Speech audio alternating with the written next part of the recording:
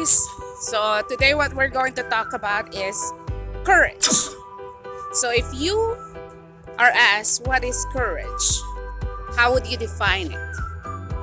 I've been thinking about this, and I think I will define courage as your willingness to live your dream, to go after your dreams, and to reach your goals is a lot stronger than the fear of the unknown. I think that's one definition of courage, at least in my life. When I had the depression in 2008, what happened is I went to New York to take the Florida jurisprudence examination, the law examination for physical therapy practice. I met an agency and they told me they're gonna petition me. I said okay, and I clarified with them, can you petition me while I'm here and adjust my visa from tourist to working instead of me going back to the Philippines to get my visa? And they said okay. So when the working visa was approved, they told me that the lawyer, quote unquote, thought I was in the Philippines. So I had to go back to the Philippines to get my visa approval. So I went back to the Philippines. I bought a lot of goodies. In the Philippines, we call it pasalubong.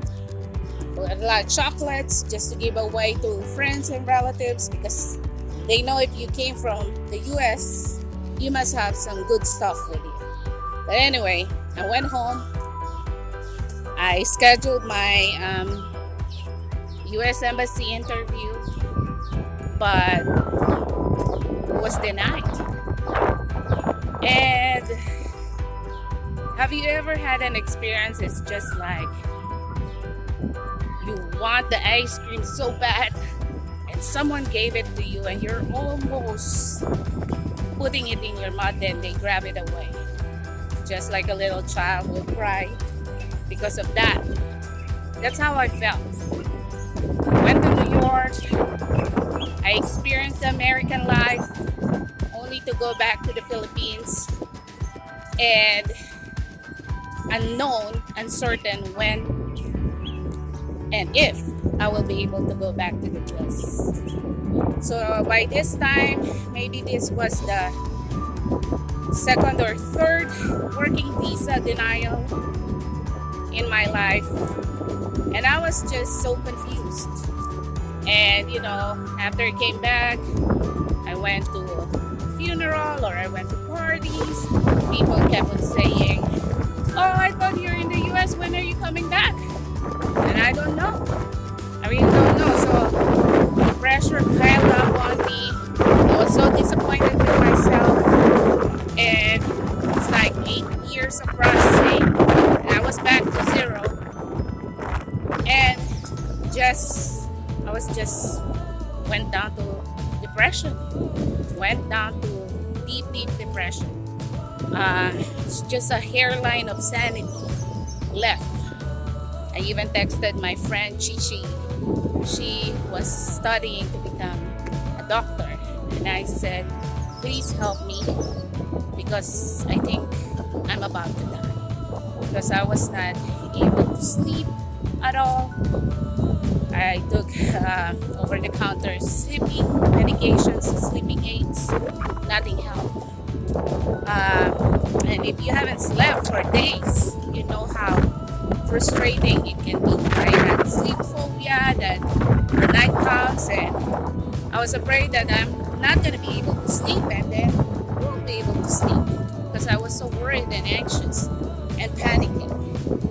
So, but through God's grace, through my church, the Makati Grace International Ministries, my friends, family, love and support, with Chichi, my friend, and counseling, medication, I was able to heal from that depression.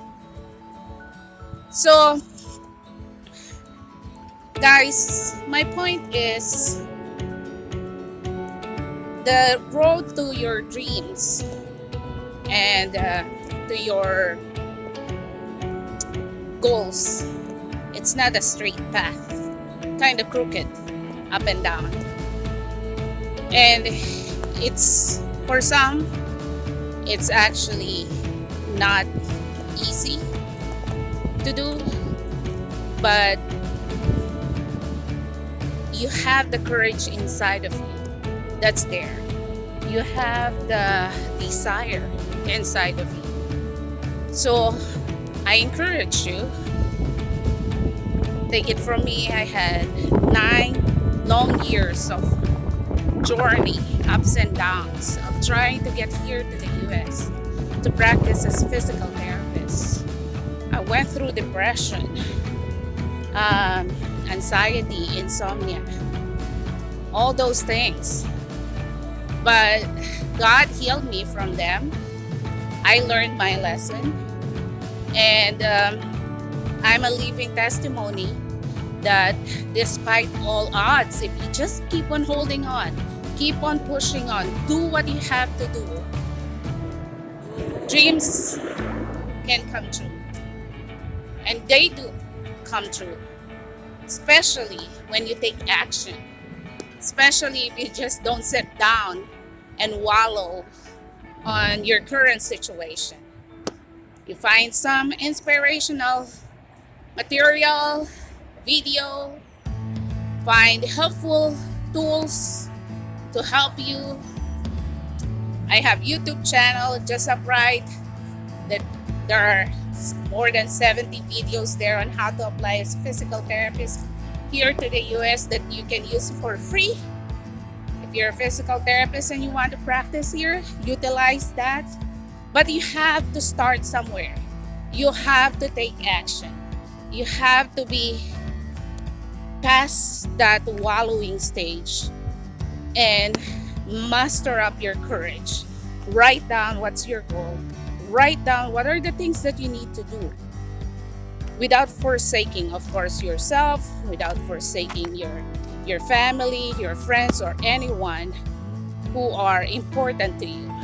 That's when you as a professional will use your clinical skill for your life. That you will write goals that are realistic, smart, specific, measurable, attainable, realistic, and timely. So with that, I hope you guys will find the courage in your heart. I hope you guys will start acting on your dreams and not waiting for anyone else to leave that dream for you, but do it yourself.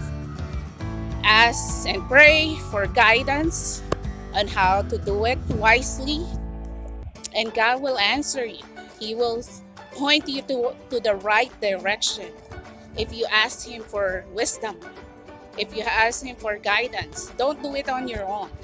It's hard to do it on your own.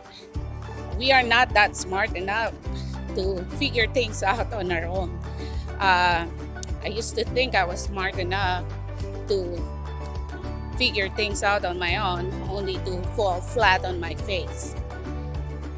I'm not, okay? So, yeah, we need each other.